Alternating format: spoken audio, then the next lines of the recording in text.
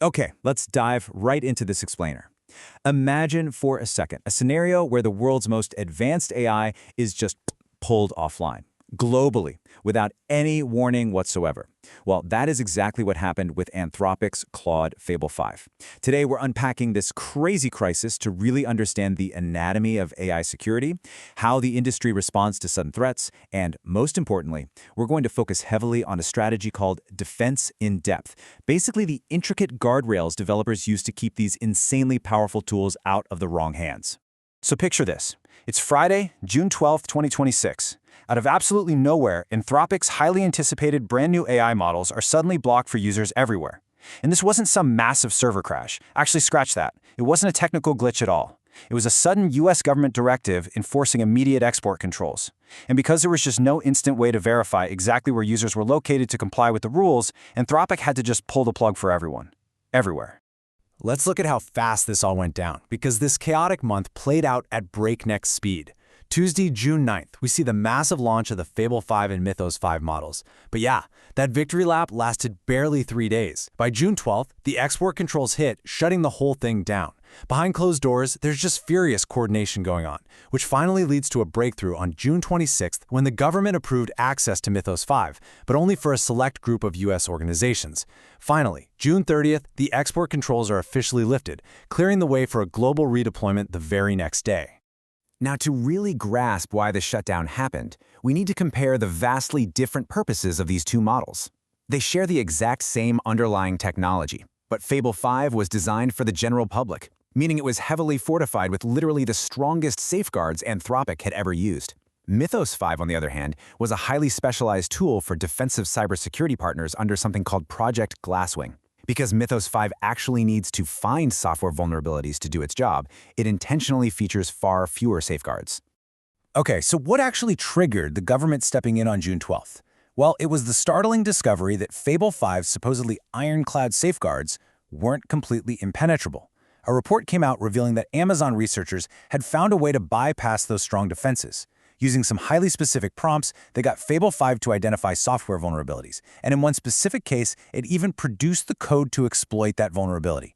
Now, older, weaker models could already do stuff like this, but a brand new, state-of-the-art frontier model having its safeguards bypassed, that set off massive, massive alarm bells. In the AI world, we call this kind of bypass a jailbreak. And understanding what a jailbreak is absolutely crucial for grasping how these companies try to stop them. It's essentially when a human user gets creative, using unusual prompting techniques to deliberately trick the AI's safety mechanisms. The goal here isn't necessarily writing traditional malicious code. It's more about using psychological tricks to force the AI to just ignore its safety training and do things it's normally restricted from doing. To counter these super clever jailbreaks, companies don't just put up a single wall and hope for the best. They use a brilliant strategy called defense in depth. And I really want to emphasize this because it is the absolute core focus of our explainer today. Think of it like a medieval castle. You don't just have one front door, right? You have a moat, a drawbridge, giant stone walls, reinforced inner gates. You get the idea. By stacking these overlapping safety mechanisms together, you make sure that even if one layer fails or gets tricked by a jailbreak, another layer is right there waiting to catch the threat. It makes the AI incredibly difficult to misuse. Building this defense-in-depth strategy takes multiple layers. Layer 1 is basically the foundation. The underlying AI model itself is heavily trained to just naturally recognize and say nope to dangerous requests. Layer 2 acts kind of like a detective, retroactively analyzing how users are misusing the system to spot new hacking trends. But Layer 3, that's the front line. These are specialized mini AI systems called safety classifiers that run in real time, actively scanning your prompts for anything that even remotely resembles a cyber threat. Now, these safety classifiers are incredibly smart, for sure, but they are still automated systems. And since no single layer of defense is flawless, it begs a really important question. What happens when a safety classifier just makes a mistake? They can occasionally miss a cleverly disguised prompt. And if an attacker figures out how a specific classifier works, they can tailor their jailbreak to slip right past its detection algorithms. So how do developers deal with that imperfection? They build in what's called a massive safety margin. This is a super fascinating conscious trade-off. To absolutely guarantee no genuinely harmful prompts slip through, they deliberately tune the classifiers to be hypersensitive, meaning the AI will intentionally block totally safe, ambiguous requests if they even look a little bit dangerous. It's a necessary sacrifice, but let's be real, it is incredibly frustrating when you just want, like, help fixing a routine bug in a Python script and the AI acts like you're trying to hack the Pentagon. But that frustration, that is the literal cost of keeping the broader system secure. With this safety margin in place, we can actually categorize how jailbreaks interact with the AI's defenses into 3 different tiers. First up is the minor jailbreak. This one breaches the classifier, but it lands squarely inside that hypersensitive safety margin. It might get the AI to say something a little off script, but it's rarely harmful. This, by the way, is exactly where Anthropic categorized the Amazon bypass of Fable 5. Second is a narrow, harmful jailbreak, which pierces deeper, unblocking one very specific, isolated harmful thing, but nothing else. And finally, the universal jailbreak. This is the worst-case scenario. It entirely shatters the defenses, unlocking a huge, unrestricted range of dangerous capabilities. Now, once a vulnerability is out in the open, the response has to be lightning fast. To fix the specific minor jailbreak found in that Amazon report, Anthropic worked closely with the government to train a brand new, improved safety classifier. And this wasn't just some small update. This new classifier now successfully targets and blocks that exact jailbreak technique in over 99% of cases, which is just a massive technical achievement. Oh, and to keep things smooth for the user, if your prompt triggers this new block on Fable 5, the system just seamlessly redirects you to a slightly older but still incredibly capable model, Opus 4.8. But zooming out from this one successful patch on Fable 5, we hit a much larger systemic issue.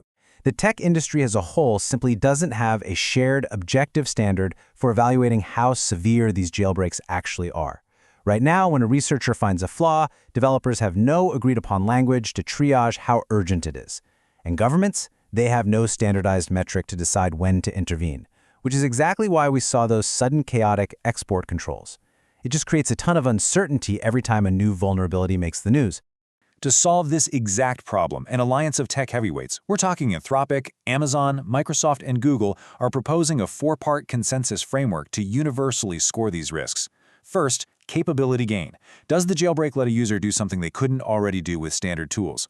Second, breadth of gain. Does it unlock just one narrow task or a whole bunch of offensive abilities? Third, ease of weaponization. Does it take hours of expert prompting or does it just work on the first try?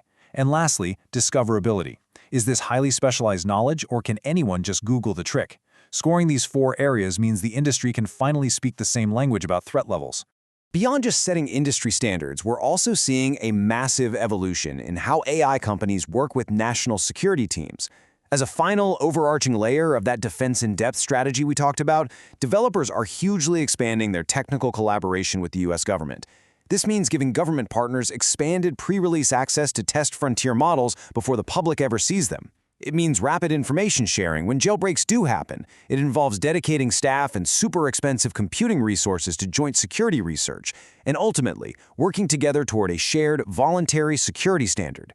This collaboration is quite literally how they navigated from that chaotic global shutdown on June 12th to the approved redeployment just a few weeks later. The whole saga of Claude Fable 5 is really a perfect microcosm of what it's like living on the bleeding edge of tech right now.